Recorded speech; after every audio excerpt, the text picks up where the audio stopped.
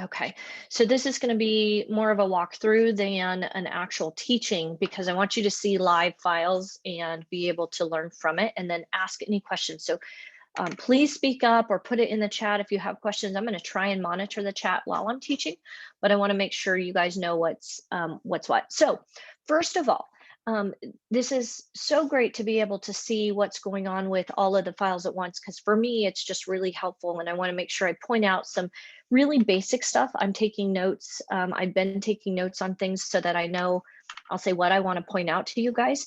But if there's things that you guys see that you want to point out to me, let me know too. So this is the backlog of what happens on the brokerage level. So you can see I'm in the brokerage account and it looks very similar probably to what you guys see. I can change the view, but right now I've got it set up for tiles so that we can see everything. This view again can be changed to a list view or compact. So on your own, if you guys want to play with that, I would encourage you to do so, and that way you can figure out, what works best for you, both on your mobile app and on your desktop. First thing I want to point out is that there's some basic information right up front that is very helpful to me and should be helpful to you in your own files. However, when you look at a file like this, it's a little more difficult to get, I'll say, a solid grasp on what it is unless you're that agent. And here's the reason why. They've labeled this particular file, it looks like, as an MLS number.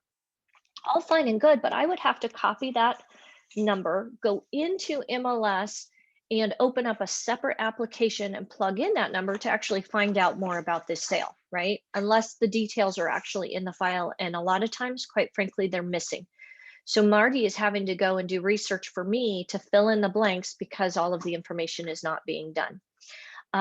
So what I prefer, and I'll show you from my files, but what I prefer is last name and then the address of the property. It makes it really easy when you're doing searches up here to find stuff.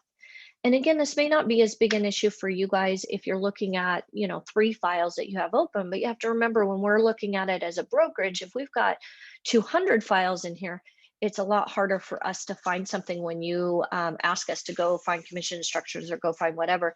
If I'm searching and that isn't in here, it just makes it a little bit harder. So think about, first of all, how you label your file. And because typically with the buyer, we start with a person and we don't start with a property.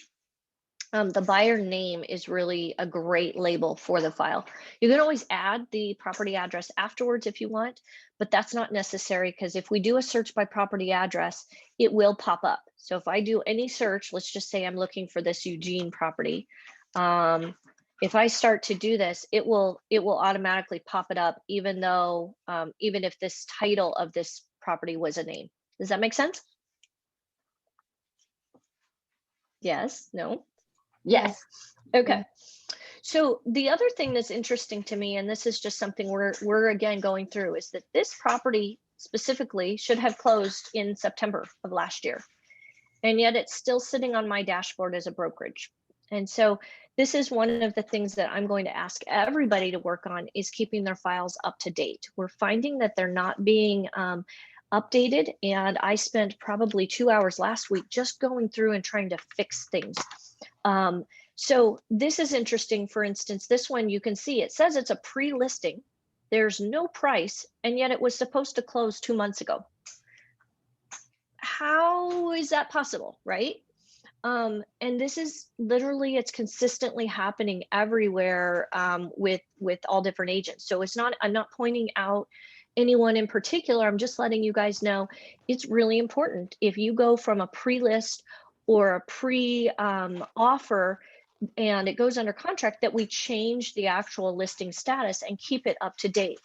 The reason that that's important is because we are now doing reporting from DOTLOOP. I actually am working with a company to export data in through an API so that we can have statistics for our brokerage. It helps me with making decisions. It helps us with knowing what commission income will be, what transaction size we have, what kind of market share we have. But I can't do that if the labels are not appropriate. So one of the things I want to have you guys do is make sure that you're looking at today all of your current tabs and appropriately making sure that the status is accurate. If it's canceled, change it to terminated. If it's an active listing instead of in pre-listing, make sure you update it. If it's under contract because it went pending, go ahead and change that status just so that all of us know exactly where the file is and where it is. The next thing I'm going to tell you is that we're finding the pricing is incorrect. And this is also happening a lot on the file. So again, we should be able to take a broad view of this, and in the details, this sale price should be, of course, accurate. What we all know is the price changes several times, right? Correct? Mhm. Um, whether it's we negotiate because we imported, maybe we're working for the buyer, we imported in the initial sales price, we just listed it arbitrarily as the list price until we got an acceptance. Maybe what was negotiated on the contract was a different price than the list price, because that's happening a lot right now, especially with people bidding over. Changes to price happen. Sometimes it's because we do a price reduction in lieu of repairs, or frequently right now we're having appraisal issues and maybe we have to adjust the price at the appraisal. Anytime throughout the transaction that you have price changes or reductions, we want to make sure that you're coming back in here and editing this. And it's really important because, again, it plays into the statistics that I'm using for reporting to you guys at the sales rally, but also for decisions we're making for you guys. And also it helps you guys with knowing how much do you have in your pipeline, because it's, again, inaccurate data just it hurts all of us. So the way that you do that is to click in and look at the details. And so I want to walk you through again what I'm seeing. I have no idea why there is a green thing on the screen. Can you guys see that? Yeah. Really strange. I have no idea. I wonder if I can delete it or something. I've never had one like that. I'm like, I have no idea what's, there we go. Okay, look at me figuring out Zoom. All right.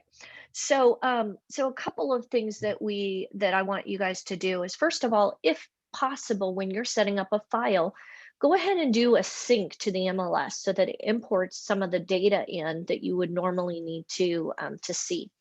We have now changed the templates, and I'm going to go through that so you can see a new template, but I've done some work on creating some better templates for you guys so that this stuff is easier.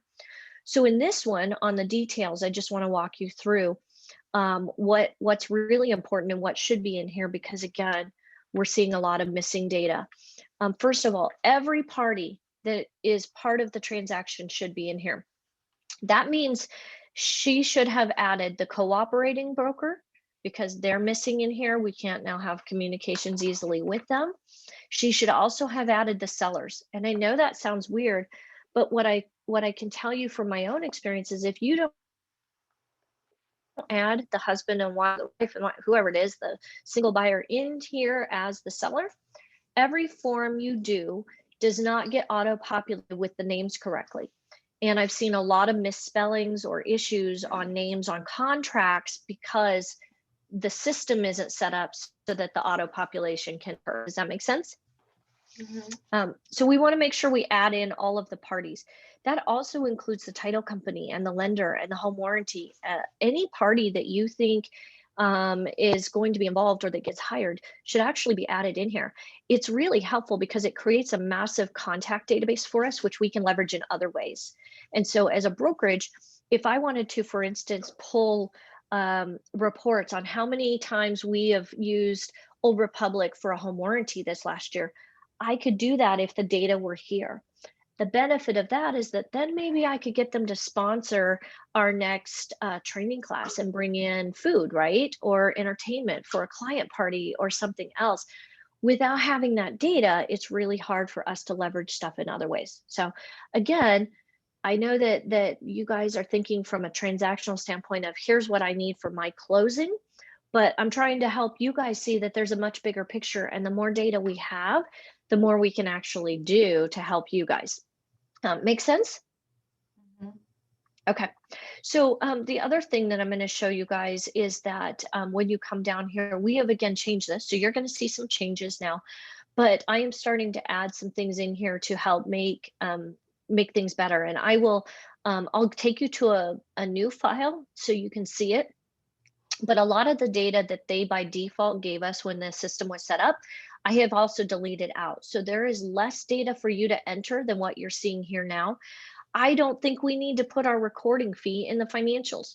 That's something that goes on the closing statement, right? It's monitored and input by the title company, but it doesn't play into our contract negotiations at all, right?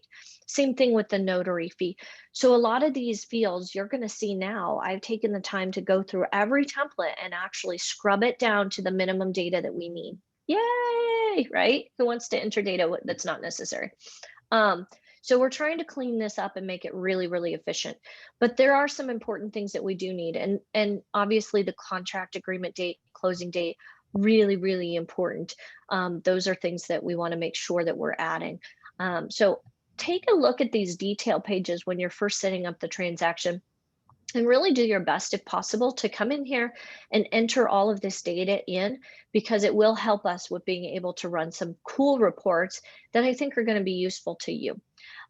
It's one of those things that, again, we don't want to ask you to do more than you need to, but just basic minimum data like this stuff is really, really helpful, because we can then determine as a brokerage how many single family homes are we selling versus condominiums, and be able to then give statistics to you about what the price difference was between list and sale price on single family homes for the last year.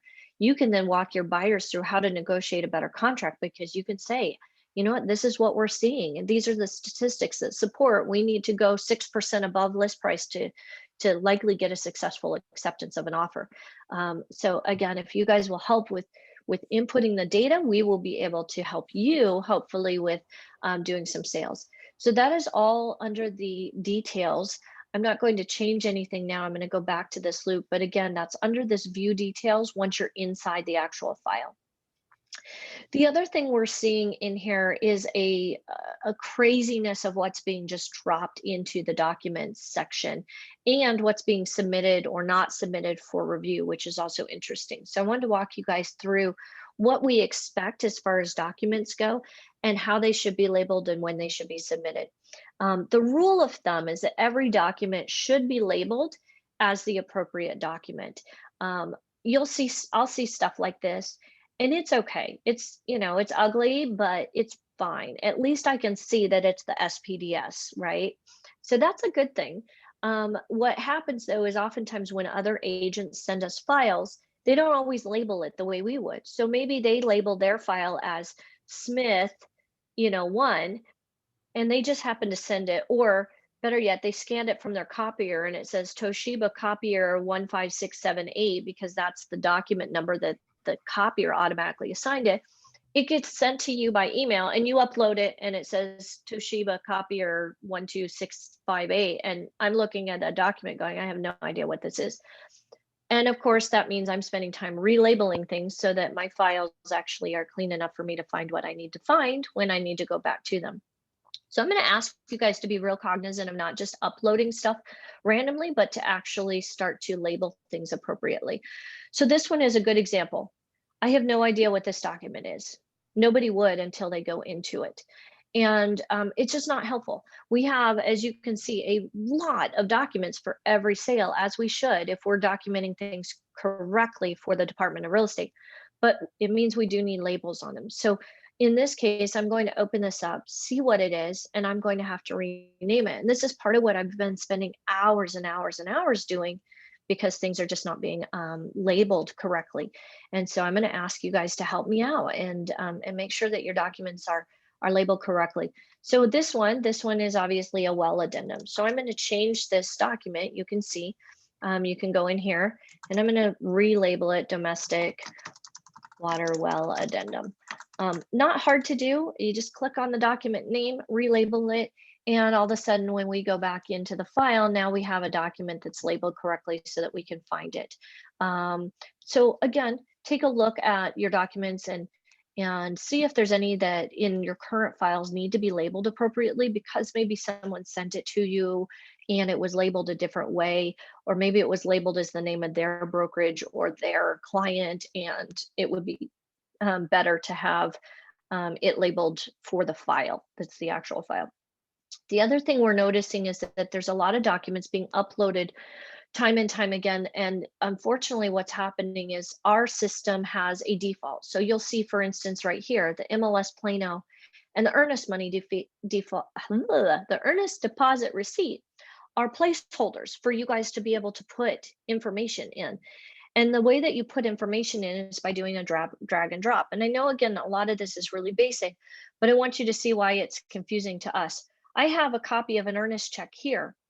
Well, when you submit the file for review and the default placeholder is still blank, I am denying the file based on thinking we don't have the information.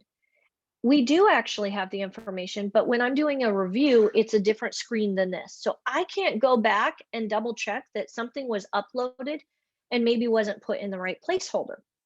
And as a broker, I don't have the time to review every single file and appropriately label and drag and drop appropriate documents into appropriate placeholders. So I need you guys' help with this and making sure that the documents go into the right place. And if there are multiples of the documents, that we make sure that whatever is the most recent, current, up-to-date document supersedes all the others, that it replaces the others. And the easiest way to do that is to drag and drop over it. Here's what's interesting. I have 2 of these, and this is what I'm talking about in the files. For whatever reason, we have 2 earnest deposits. Why? I don't know. That is a document that should be pretty simple, comes from title, there should be 1. So here's a copy of the check.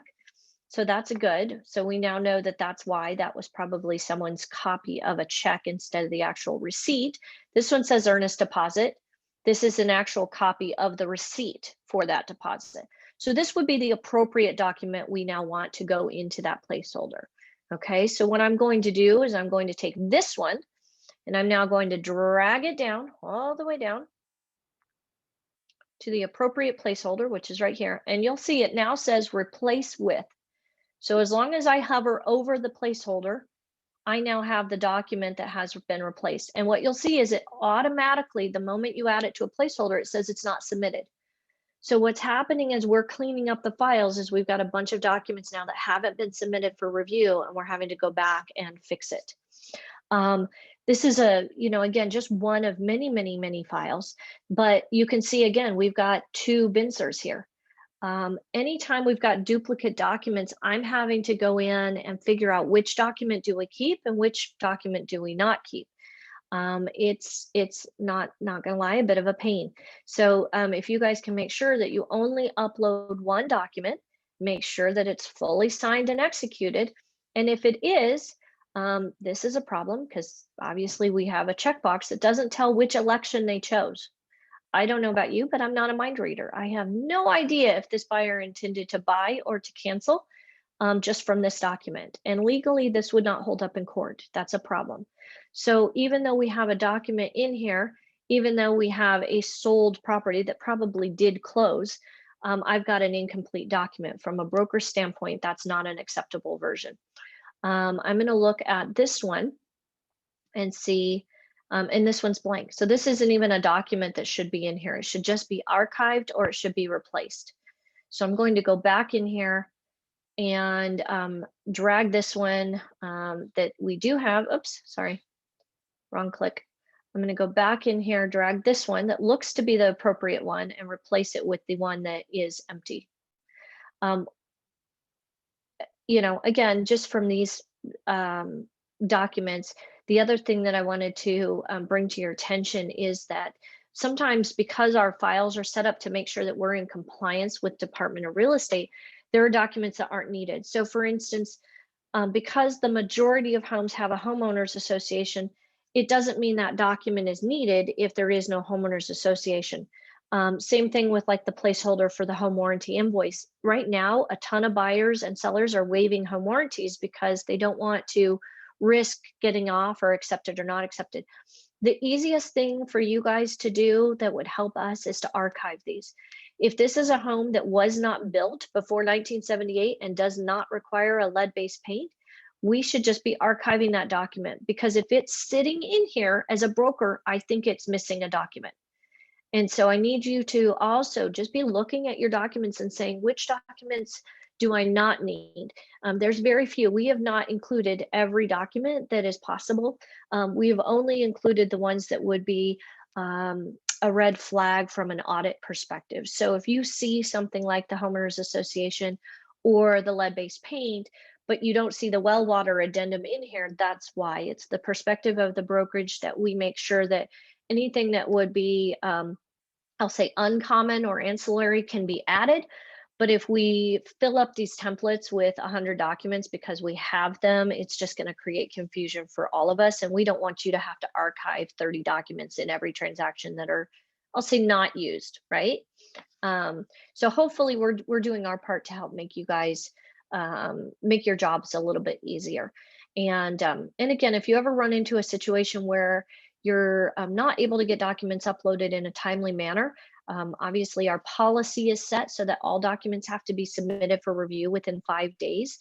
If that's not a possibility for you, make sure you send it to Marty and just ask her, hey, could you do me a favor and just upload this? I want to make sure it gets in Christy's hands, and I'm out with buyers for the next 3 days. I just don't, I don't want to miss. I don't mind you doing that occasionally. Try not to abuse it, because obviously if every agent sends every document to her, she's not gonna have time to do her real job. But I do want to make sure we're here to support you guys. And again, my biggest thing is I have to maintain compliance. So I want to make sure you guys know what's expected. So it looks like in this particular transaction, we do actually have a settlement statement, which is awesome. And so with this, I can see that it did in fact close on September 25th. And therefore, things like the buyer's inspection notice that maybe was not signed appropriately, like this one, it's in some ways it's going to be irrelevant. Doesn't mean we wouldn't want to try and correct it if possible. But as you guys can imagine, trying to go back and get signatures on a document from 3 months ago is going to be a little difficult, and not what the buyer wants to hear, that, oh, we've audited the file, but we did it 3 months later. So we are trying our best to go through and clean up all of these. But at the end of the day, we may ask for your help, and I want you guys to be aware that that's a possibility. There are also some documents that may have been returned. So for instance, in here, this particular file has not been archived because there were documents that were returned and requested for signature. What I know is, as a broker, the advisory is simply an advisory. It is not a party to the contract, and so it's not a required document for this file. However, the purchase contract is not optional. Would you all agree? Yes. Yes. So I do need a purchase contract. And somehow I have a closing statement, but no purchase contract. That's a bit of a problem, right? As a broker, that's a big problem. So again, I'm using this just as an example so you guys can kind of see what's going on. It's a little bit crazy, and I'm seeing it in here. These are also not in any kind of order. So for me to go back and correct all of this, which means I'm dragging and dropping all of the duplicates into one particular placeholder, it's a lot of time, because I'm trying to find out if all 40 of these documents are originals, or if they're duplicates of each other. And a lot of them, quite frankly, are duplicates. You've already seen that with the earnest money. I did not need 2 of them, even though they're 2 different documents. Same thing with with the disclosures and things like the pre-qualification form. I've got 2 of those in here. How or why, I don't know. But for me, I have to go in, look at both of them, find out which one is the one that we want to keep, and then try and merge the documents so that I don't have 2 of them in each file.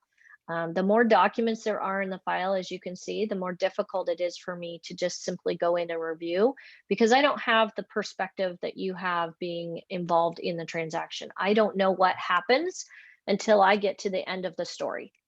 And so for me, I really, it just makes everything so much easier when I don't have 3 types of documents that that are in here. So I don't need that second one. It's not an AAR form, and our contract calls for an AAR form. So with that, I'm going to archive this document. It's available for me to see if I ever need it, but this pre-qualification is what I truly need for the file to be compliant with the contract. Okay. Any questions so far? I know I've talked for a while, so I'm going to take a pause, take a breath, and see, is there anything you guys have questions on that you're seeing? I do have a question, but it's not related to DOTLOOP. Okay. So I just saw a document called a domestic well disclosure. Mhm. On the buyer, so the documents said the buyer is Gary something as a married man. I want to know, is that just a mistake, or that's how you write the buyer's name on a domestic well addendum? On this addendum, it should just say the name. It should never indicate on a contract their marital position. That's for the title company to find and to make sure that the recording of the deed goes into the correct name and or designation. But no, on our contract documents, that is written incorrectly. And again, I don't know who drafted that document, so I can't point fingers on whether it was the listing agent or buying agent, but it should not have had that inside that. Okay, I thought Yeah, and that's for the addendum because I never used that addendum before. Okay. right, no, nope, Mm. it is not for that addendum, and it should not have been done. It's one of those things where I'm sure they had great intentions, but the more language you add into trying to be an attorney, the more confusion you create and the more problems there are. So I recommend that we don't do things like that because it is not helpful.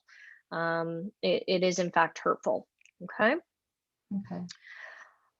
So I'm going to, for right now, I'm going to just make sure. So I've got a couple of documents in here that still haven't been submitted. I've got to check and see if this inspection notice is in here because it's possible that it is. If it is, then obviously I need to review it because it hasn't been submitted. I'm also seeing a lot of missing title commitments. I'm not sure why that is, but it is a document party to the contract. And it does ensure that the title company is going to provide title insurance against the home, which we would need if there were ever a claim against title or a lawsuit. So that's another one that, again, I maybe because it's not a contract or an addendum, a lot of people are just ignoring, but we do need copies of those title commitments. If the title company makes a mistake on that, that could be a big issue. And again, from our standpoint, we need to be able to protect our clients, and we should be reviewing those and making sure that there's no major issues, especially on Section B. So those are just some point outs that I have. The Plano, I would love to see in here as well, because again, it has a lot of details that can substantiate or resolve disputes. It also confirms commissions that were offered. And so just to get into the habit of downloading the Plano on the day that you make the offer, because after that, compensation cannot be changed. But if you can download it on the day that you make an offer, it can ensure that you hopefully don't have any issue with getting the commission that you've earned. So those are just some of the things that I want to bring to your attention.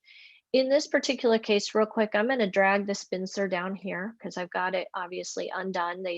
Someone didn't drag and drop it to the right place. And so I'm going to just put it down here. I'm going to put it in here. And then I'm going to go ahead and get this submitted. I want to show you from the back end a little bit of what you guys see or what I see so that you can kind of see what I'm talking about. So submit for review is what you would normally do. And in this case, I'm going to put the sale documents because I believe that's where those two items were. It submits. And now what I see on the broker end is this red flag that says I can open up documents. What you'll see is I only open up the two documents. So when I'm looking at these for review, I don't get to see the whole file. What it does is as a expediency situation, it walks me document through document through document, one after another. And so I'm only seeing one thing at a time. So if there are duplicates in the file and one is complete and one is incomplete, and you get me rejecting a document that has been completed, that would be why. It's because I'm only looking at the document that I'm looking at, and I can't see that the whole file has maybe 3 of these documents, and in each succession you had a different signature on it, and now it's, there is one in there that is complete. So again, if you can, best practice is just not to upload a document until it's complete. Or if you're uploading an incomplete document or using an incomplete document because it's out for signatures, don't submit it for review until it's actually complete.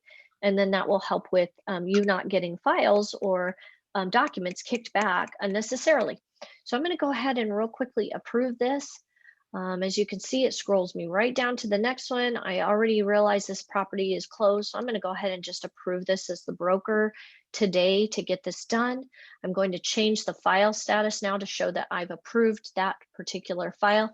And now, because we have a full approval, I'm going to go ahead and exit out of here and actually archive this loop so that it's not now showing up on my dashboard when it doesn't need to. Okay. Typically, Marty is doing that now. When she receives commission instructions, she will upload at closing the final settlement statement and a copy of the commission checks. And I've asked her to finalize the process by making sure that either if there are documents missing, that she's submitting it to me for a final review, or sending out a notice to you guys to request missing documents or unfinished documents, or that she's archiving the file if everything has been approved and it is actually in order. So that is our new process to help have a second set of eyes and to make sure that I don't have all of these loops showing up that have closed. Okay. Any questions so far? No. One question, how do we find our archived documents? Sure. So you have the ability to look at archived. In this case, when there's filters here, I have it set to hide archived. So all you have to do is change that to all under the filters. The other option is if you search for a particular file using the search bar, it will say no files found. And then underneath that, there's going to be a hyperlink. So let me just, I'll show you one, for example. So if I go 2506, and it says no matches with an active loop, then I can click on search all loops, and here are the ones that have that. Okay, so even if it's archived, you'll be able to see it, once you do a search that way. Okay. Okay, cool. I'm not going to go through all of these because you guys would have your head spinning, but as you can see, I'm just going to show you. This is how many we have that supposedly have closed and still are not archived or complete. So this is where I'm challenged. As you can see, I've been working on this for weeks. I literally mean weeks. And I'm finally getting to the files that are actually up and coming closing. All of these first few lines are still documents and files I have to go through because they're incorrect. So, and that's after weeks of me doing this exact same thing that I'm showing you, which is why I finally got to the point where I said, okay, we need to have a training on this because this is way too much work for me to be spending time cleaning up other people's files. I want to go to a couple of current files and show you some changes that we've made, and then we'll do a wrap up. But again, I thought just to jump into some actual files and see what's here might be a help to you guys. And so I'm going to ask you, if you're on here, Ling, here's one of yours. If you can go in, make sure it's good. It looks like there were additional documents submitted. So, we've got a closing that happened a couple weeks ago that we need to just finalize and get the document or get the file archived. But I'm doing that again with everybody individually, so it'll hopefully help. Now that you guys are seeing this, with the people that couldn't be on this, I'm going to send this to them and ask them to do the same thing, because again, this is literally, it's happening with everybody. So it's just a matter of me educating you guys on how to use the system well and make it work for you, but also how to make sure that this is done in such a way that it doesn't create more administrative work for us. Because if Marty and I are spending time in here trying to do cleanup, it means we're not doing things to advance programs and opportunities for you guys. And I've got a big vision of a lot of things I want to do to bring to you, but our time is what it is. So we will only invest what we can in those things if we've got other priorities that have to be done. And obviously compliance is a requirement. I can't get around that. So I wanted to walk through a quick file that I have, and Let me just see, this is, I want to make sure I'm going in here. So I'm going to walk through one, and this is probably a good one because it just happened yesterday, actually. These are clients that I'm working with. We went out, we looked at homes, and they're ready to make an offer, which we actually started. So it was a pre-offer. I just got the notice today that we were outbid. So unfortunately, they're not going to get that offer. So here's the option that I want to give to you guys. And again, I'm going to let you choose, but you can do one of two things. One, you can go in and archive this and simply start a whole new loop for them for the next offer. That is one option you have. The hard part about that, and I recognize that sometimes that's from a brokerage standpoint, it's nice to have clean files where things that don't go through, and they're connected. So I actually prefer that. But I will say, for sake of expediency, if you don't want to have to download and upload all of these representation documents again, because you've got a client now that's going to make another offer, what you can do is go in and relabel the file and then create a new file.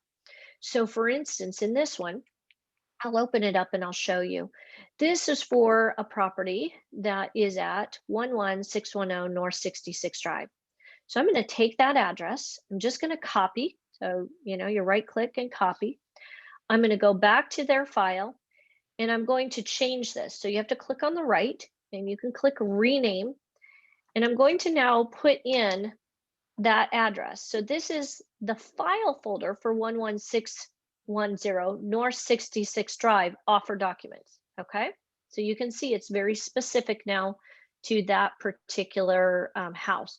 Because it was never accepted, none of the other file folders are affected. This is one of the things we did to help you guys, was we started breaking up this into sections, both to avoid me getting sent documents I don't need to see for review, but also to help clean up the files and make it easier to find stuff. And so as you saw from the last file, we don't have 40 documents in just this long list that I have to sort through or find. Hopefully, if everybody's at least dragging them into the right section, I can see that there's 2 planos amongst 5 documents instead of finding that there's 2 planos out of 40 documents, right? So now I've got this situation where we know this is not going to go anywhere. And what I can do is I can actually take the pre-qualification, which has been signed and is not specific to any particular sale. I can drag it out of that file, and I can now archive this. So I can archive just one specific folder. And because I've done that, the rest of the file can remain intact. Any questions on how you would do that if you've got a buyer that's going through multiple offers? No. Is that pretty clear? Mhm. Okay.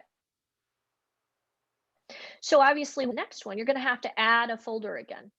And so I would recommend again that you add a folder based on a template, which is going to include the purchase contract and whatever else you may need. So in this case, I don't need things like the buyer, broker, and agency, because I already have those. What I may need is the purchase contract or an addendum or whatever. So I'm going to just, for right now, I'm just going to copy in the contract and create a new folder. And this new folder, then again, when I get to my next property, let's say it's 1234 Main Street, I'm going to relabel this 1234 Main Street offer. And that way, again, all the documents related to just that sale are in that folder. So this is a way, if you guys want to create a loop based on a client versus based on a property, that you can do that. Okay. Same rules apply though with dragging and dropping. If you upload maybe the pre-qualification form because the lender sent it to you, and you add that as a document, you're going to then need to drag and drop it over this if you didn't use this as the place to go and get it. To avoid doing an add document and then a drag and drop, which is 2 steps, you can just click on the document, and what you can see is it's ready and you can send it. I mean, this is fine. Pre-qual isn't actually the best document for this demonstration. Let me send maybe the something else that would be in here, but we have placeholders for all sorts of stuff. So for instance, if you have your loan status update, you might click and you can download it. You can also, I don't know if you're aware of this, but you have unique email addresses for each file. So if you want to email documents right into the file, you can do that. I don't recommend it. I still recommend that you add the document and you drag it to the right place. Hopefully, if you're adding the document in the right section, then you shouldn't need to do any more with it. One of the other things we did with breaking out these sections is that I have made a section for things like disclosures and reports, which I don't need to approve. It's a nice thing to have, but I was getting sent, because the check mark on the upper box, of course, as you know, with all of these, basically includes every document in that section. I was being sent things like the earnest deposit receipt and the title commitment to review as a broker, and there was nothing to review. It's not a signed document between the buyer and seller. So one of the other things we did strategically was we broke up these sections so that hopefully when you're submitting for review, that you're submitting the sections that actually require a broker to look at it. And those are going to be the things that the buyers and sellers typically sign. So it's going to be your contract, your advisories, your addendums, and then maybe the final settlement and the walkthrough form. But any information like receipts for repairs or inspections for your termite or home, I don't need to review those as a broker. And so if you guys can remove those out of being submitted for review, it will save me a lot of time. And you won't get a kickback if, for instance, you submit a section for review and I notice that a signature is missing on maybe another document. So this is, again, we've divided up all of these file folders now to help make it easier for you to submit only what's necessary for me as a broker to review, and hopefully keep this really clean and simple. Any questions on that, on how these folders and subfolders work? No. Or the submission? Okay, cool. So again, this is just one example. I'm going to show you in here again the details we have changed as well, because I mentioned that earlier, and so I'm just going to give you a quick shot of it. You can see in here that we have all the people involved. Both sellers were included. The listing agent was included. We did not get to home warranties and inspections and things yet, because again, it was a pre-offer, but those would have been added as people to the file once we got to that place. I don't typically add title up front. Sometimes I do when I'm writing. I'll say it depends, but I have found lately, because so many sellers are countering with their title company, that I end up having to delete them out and add a new one in anyway. And so I've decided to wait. My policy, at least for my files, is that I just wait until I have an accepted contract to add in the people that are involved. Okay. You can see we've streamlined this. There is one thing I am going to show you that's new that I want you guys to see. And so I'm going to scroll down here. You can see how simple this is.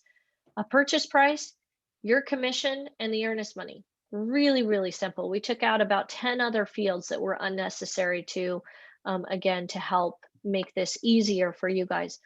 The thing to be aware of, and this is the downside of trying to keep a loop open for a borrower instead of closing it out and starting a new one, is that all of these details are going to have to be changed again. So you're going to have to be very meticulous to go into the file if you're not willing to close out and archive it, which is again my preference. But if you want to keep all of the offers under one client's loop, you're going to need to make sure that all of these details are updated accurately so that you're not importing information that's incorrect into a new offer, because we don't want to autofill a contract with incorrect data. Okay, so just make sure you're watching that. One of the things though that we are doing now is, and you'll see all of this is in here, but we are adding in a source. And part of the reason for the, we've got the referral in there if it's a referral. We've been finding that there are agents that have referrals from other agents, but they're not putting the referral information in.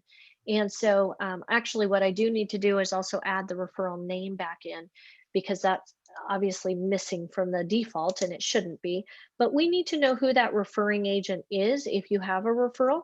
And then that triggers Marty and I in our closeout process to make sure that we get a W-9 from that referring brokerage and to make sure we give commission instructions accurately to pay the referral fee. So just know that if you do have a referral that comes into you, please make sure that you're including that in here, okay? The rest of it should be pretty normal. The other thing we've added to our loops that you're going to start to see now as you set up transactions is that we also have a source, a client source. One of the things I want to do as a brokerage is start to track where are we getting our clients from. Is it that we are doing business by repeat or referral or referring agents or Zillow ads or Google, or is it coming from Remax and Booge? And I want to be able to give that data back to you guys. So I am asking you guys to start entering the source, and it's one of the fields in here. Marty is now, again, part of that API integration that we're working on with this outside company is to export those reports so that we can start to give you some statistics on what we're doing. And I'm super excited about it because there's some great marketing opportunities we have when we are able to leverage that. So for instance, for those, if you guys are starting to mark the field correctly, and there's a drop down, so it's just a simple selection process.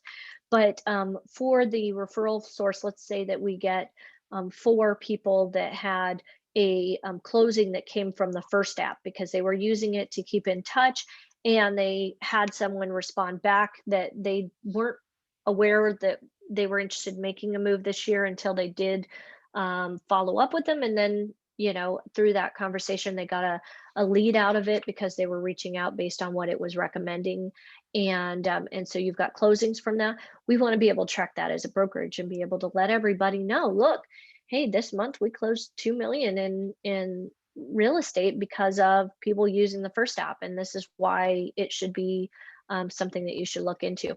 I was on a call last week, and this came up again this morning, which just reminded me. Nick Bailey was talking about an agent that had reported after they looked at their year, because they tracked it, that they had closed 9 million in sales from using First and following up with the people it triggered as a 3-star opportunity. That's huge. That's just, most people would love to have that kind of production for their year in total, not just as one lead source.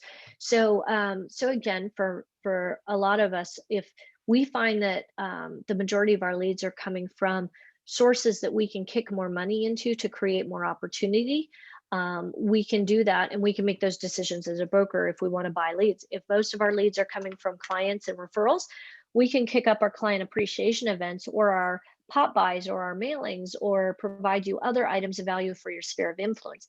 But it's hard for me to help supply support and ideas if I'm not sure where business is coming from. So we're going to start trying to track that as well. And then once we have a significant amount of data to work from, start helping you with making decisions on how to drive more business from those sources that are really, really advantageous for you. Sound good? Mm-hmm. Yeah. So again, lots of information, but it goes back to the more information we have, the more we can help you guys with things that we think are going to be beneficial. Let me go back in here and look at a listing and give you one more sample if I can. I'm going to see if this is something that, come on, got to get through all of these listings that aren't active. Give me a second. Okay. So, oh, this is another good one, just so you know. This is a referral that came in. And so I love this because sometimes it's not just a straight buyer or seller, but you can set up a loop for a referral. You can choose to include any of the status that you know of. You can also set up a loop for an external referral. So if you're going to send a referral agreement out to someone and you want to use a loop to track it and then track the commission and the settlement statement from the closing, you can do that. It won't require all the other documents, but it can be a really great way for you to keep track of your pipeline. All right, so let me go back up here real quick. I'm going to show you one more so you can see here's another referral one. We've got lots of these in here. I was going to look for mine just because I think it'll be, I'll say, easier for me to help you guys with one that I'm familiar with. And there were so many files in here that it just needed help, but I want to show you a couple in the way that they should look so that hopefully it helps you guys with knowing what you're supposed to do. So here's another one. This is one of mine that's under contract. Obviously, a document has been submitted for review. Probably Gabby did that, and I haven't been in there yet, so I just need to finish that review. Just so you guys know, I typically do reviews a couple of times a week. That allows me not to go past, if you wait till the very fifth day, and it's another, maybe it happens, you submit it, late in the afternoon, and I already did file reviews in the morning, and I'm not reviewing for another 4 days, I'm still within my 10-day deadline. So just something to keep in mind. I prefer you obviously not wait until the last minute, but I am trying to do contract reviews a couple of times a week to make sure that I can review everything and it still fits within the guidelines that the Department of Real Estate required. So this one, you can see it's listed as returned to agent, and so you may see that on some of your files too. When we submit something or kick it back and say it's not executed fully, and so with that, it needs some work. Then what we do is, I look at this. So this is actually a perfect example. This is a document that is in here, and it says it needs review, but it's not actually executed. So from a broker standpoint, when I'm in here and going through one document after another one, this one's going to be one that I return because it's incomplete and I cannot approve it if it's incomplete. So it's going to be listed as returned to agent, and it's going to kick a note back to me in my personal email. It says you've had a document that needs to be updated. And so we need to go and get the copy of the actual executed counteroffer that is part of this file, and then get it in the file and resubmit again. So upload it, replace that document, and then submit for review so that I can get it approved, and we can change this whole section to approved because all the other documents are in here. Same thing with this lead-based paint. You can see it was already returned, probably because it's incomplete as well. So we are waiting to get signatures on it, and then we'll get it uploaded and make sure that that all of those documents are accurate and in here. The other sections you're going to see are already approved because those documents were signed, they were submitted, and they were fully executed and approvable. So that's a good thing. So again, just something to keep in mind. This one is also returned. I don't know why this is showing approved when it's got a document that's been returned, but I'm going to kick that into a different status because what it does is it sends a notice to Marty when she's doing a review. If all of the file sections are not actually approved and all of the documents are not actually approved, she knows not to archive that file. We don't want to archive files if we don't have the completed documentation.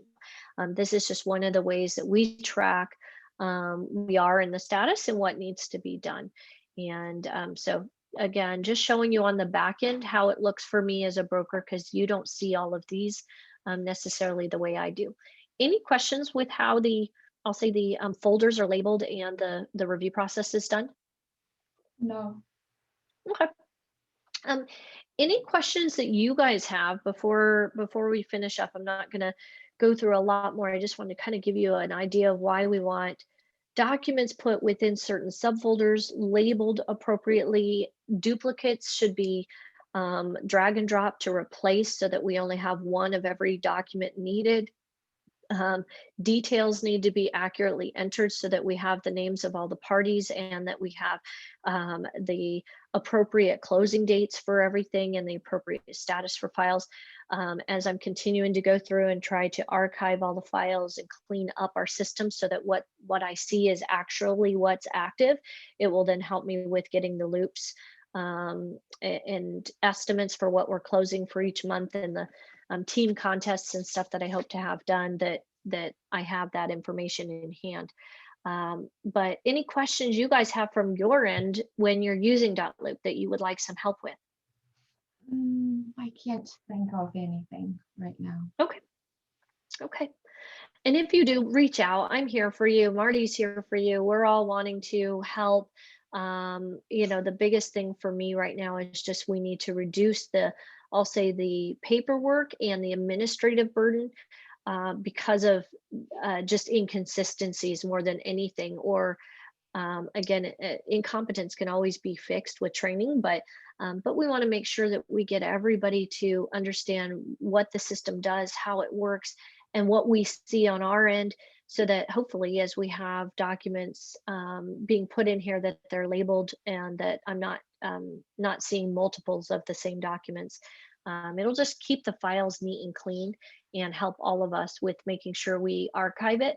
One of the things I am doing with Marty, just so you guys know, is that once we do finish this cleanup of all of these files that should not still be in here and we get them all closed out, we are going to start making sure that commission payments are not issued until we have a completed file.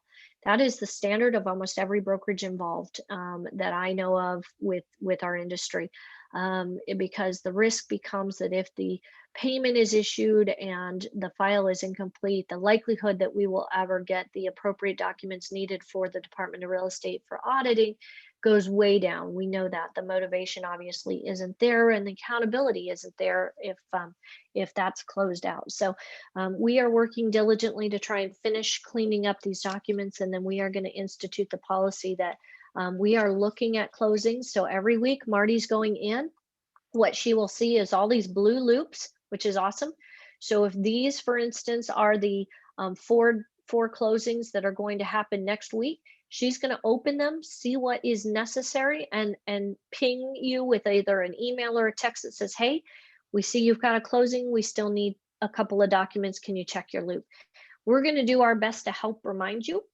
We don't want to micromanage, but I know that reminders can be helpful. But the goal is to make sure that the file is complete before closing day, so that on closing day we can get funds wired to us, hopefully, because we've now been able to give appropriate commission instructions, and that we can, make sure that then we issue payment immediately, so that there's no delay on getting commissions to you guys as well. Okay. Mhm. So that is our goal, is to help make this a lot more streamlined, ready to go, and everybody gets their money faster. If you guys have questions, let me know. But again, just wanted to kind of go over the files that are in here and what we're seeing most frequently as challenges to us doing the administrative support we need to do. And that way you guys can also learn how things should be done, so that you can keep your own files hopefully really clean and up to date, and appropriately labeled, so that you get your commissions quickly. I don't see anything in the chat, so I don't think there's anything else. But if you guys have any other questions, like I said, shoot me a message, let me know. I'm going to keep working through these. If we do send you emails or requests because we've got files that we need help with, please do your best to help us, because we are just trying to make sure that we archive the files that have closed, and that way they're appropriately logged in our system. And then we're trying to update current files and make sure, again, the biggest thing I'm seeing are that the closing dates and the sales price and the status are often incorrect. It is unfortunately more than half of the files have had that. And so we've been going through and making those corrections. But again, we would prefer that you keep on top of your files and appropriately update the status and the price and the close date, because you know it before we do. And sometimes we don't know it if an addendum, for instance, hasn't even been uploaded. We have no idea of a change until we can review the document. But when I'm doing broker reviews, I'm not looking at this screen with documents in front of me to compare that the price in the addendum now matches the price in the file, because it doesn't allow me to bounce back and forth between the two screens. So I wanted you guys to kind of see that it's really hard for us administratively to keep on top of what's going on with each file. So if you can help us with making sure the information is up to date, it will be really, really awesome. We want to continue to honor everybody for what they're doing, and we want to keep working towards our goal of 25 million in sales. And my hope is once we get all of these files cleaned up, that we'll have a much better view of what's in the pipeline, because right now all of this stuff is showing up and it's skewing my numbers. And so I definitely need to get everything cleaned and archived appropriately, so that I have accurate data to work from, and we have some things then we can celebrate each month as we make success happen. So thanks for tuning in, guys. I really appreciate you being here. I know this wasn't, I'll say, the most exciting class, but more than anything, I just want to make sure everybody's trained on exactly what's expected of you from a partnership standpoint as we try and administratively manage all the files that are coming and going. And I know there's a lot more of them right now because, unfortunately, we're in a situation where listings have multiple offers that they're creating files for. Buyers have multiple offers sometimes that they're working through before they get an acceptance. In the same way that I showed you the buyer file for multiple offers, again, my preference is that you close out a loop and just make a new one. It does make it a whole lot cleaner and easier. From a department standpoint, they prefer that each contract have its own file. But from a listing standpoint, because we can have multiple offers, what you will need to do is make sure that you create a subfolder for every offer. And that's the other thing I'm not seeing, and I know it's happening, so there's a problem, but I am not seeing all of the offers in the listing folders. Even if they're rejected, we're required by the Department of Real Estate to keep those files for 1 year. So please help me in making sure that you are uploading all offers, and then of course keeping active only the one that you're going to physically work on and open escrow for.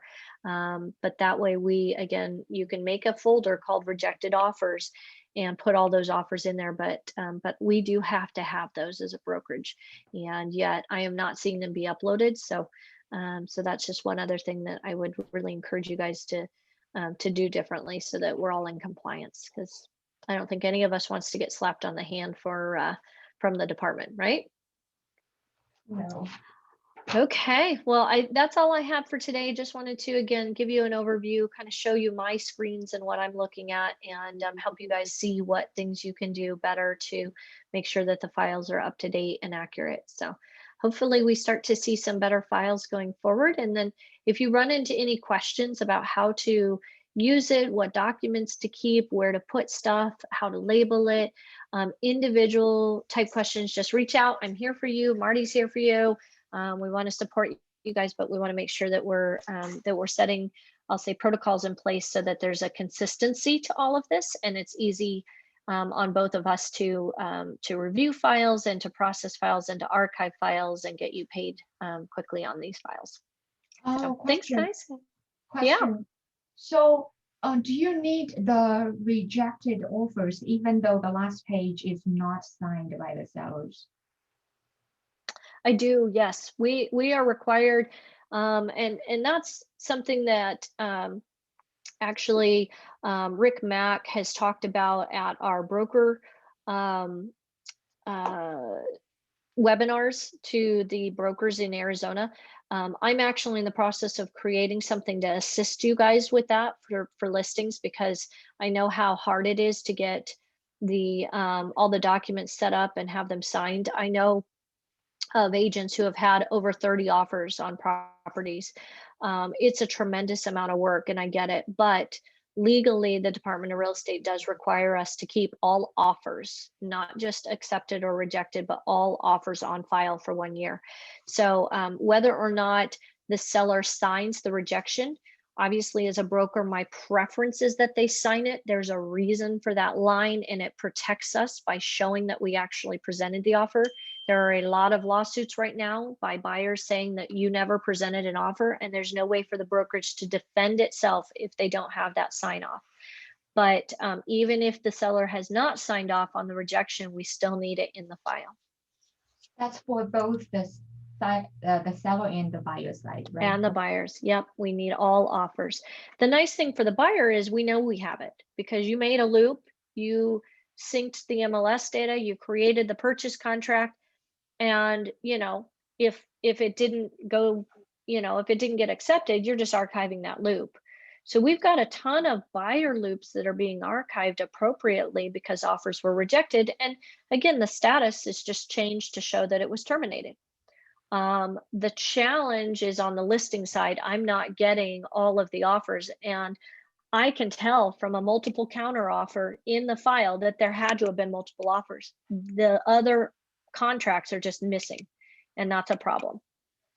So if we're in a multiple offer situation on the listing side, we absolutely have to upload every single offer that comes in. Okay. Okay, cool, good question. Any other questions before we sign off? That's it. That's all. Okay. Perfect.